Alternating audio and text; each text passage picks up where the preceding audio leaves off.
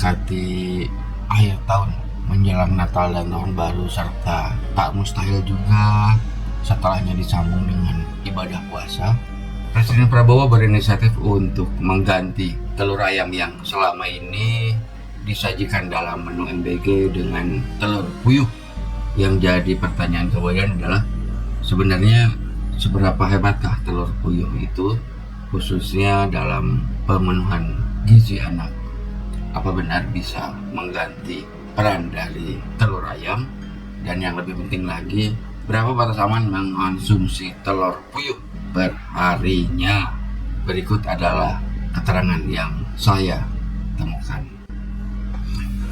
Dari data US Department of Agriculture di Amerika, didapati bahwa telur puyuh memiliki kandungan gizi sebagai berikut. Dalam setiap butirnya yang kurang lebih memiliki bobot 9 gram, terkandung kalori sebanyak 14,2 kalori, protein 1,17 gram, lemak 1 gram, karbohidrat 0,037 gram, kalsium 5,76 mg, besi 0,328 mg, magnesium 1,17 mg, fosfor 20,3 mg, kalium 11,9 mg, natrium 12,7 mg, seng 0,132 mg, tembaga 0,006 mg, dan mangan 0,003 mg.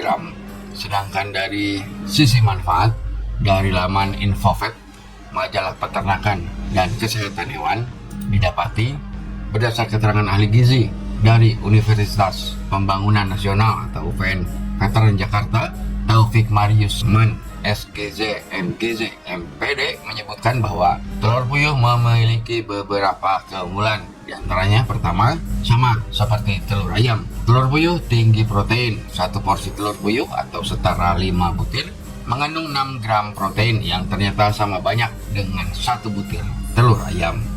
Protein diperlukan tubuh untuk dijadikan sumber energi, menjaga stamina, memelihara kesehatan kulit dan rambut, serta membangun dan menguatkan massa otot, baik dikonsumsi untuk anak-anak hingga orang dewasa. Kedua, telur mini yang dihasilkan burung puyuh ini juga kaya akan vitamin A dan kolin. Setiap porsi telur puyuh menawarkan 119 mg kolin dan 244 international unit vitamin A. Artinya, seporsi telur puyuh mampu menyajikan sekitar 22 hingga 28% kebutuhan kolin harian dan 8 hingga 10% asupan vitamin A dalam sehari. Zat-zat gizi tersebut bekerja sama menjaga kerja sistem imun tubuh untuk mencegah risiko penyakit dan infeksi, khususnya mencegah perkembangan penyakit jantung.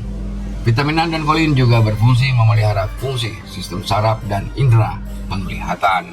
Ketiga, telur burung puyuh mengandung lebih banyak selenium 26% dan zat besi 9% daripada telur ayam. Selenium bermanfaat untuk memelihara fungsi kognitif otak, meningkatkan metabolisme hormon tiroid, dan memperbaiki kerusakan DNA. Sementara zat besi berfungsi memproduksi sel darah merah sehat untuk mencegah anemia. Zat besi juga mungkin berpotensi memberikan perlindungan terhadap penyakit jantung. Kombinasi zat besi dan selenium dibutuhkan tubuh untuk memetabolisme otot serta memelihara kesehatan pembuluh darah.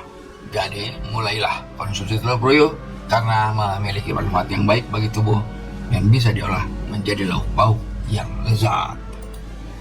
Akan tetapi, berhubung adanya dugaan akan tingginya kadar kolesterol yang dikandungnya, banyak orang memperingatkan untuk membatasi konsumsi telur puyuh.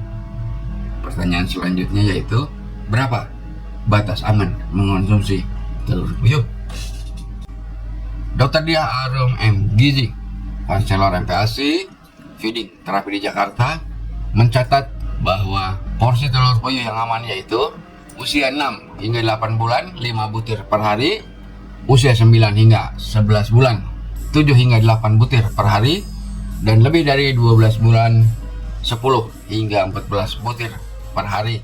Jadi kalau pembagian telur puyuh sebanyak 4 atau 5 butir dalam menu MBG anak, insya Allah menurut dokter dia masih aman. Sedangkan menurut laman Style Crazy, Batas konsumsi aman telur puyuh yakni antara 3 hingga 5 butir. Yang mana yang betul? Silahkan Anda putuskan sendiri. Yang jelas dan pasti, telur puyuh memang kaya manfaat serta bisa dijadikan pilihan untuk mengganti telur ayam dalam menu MPG.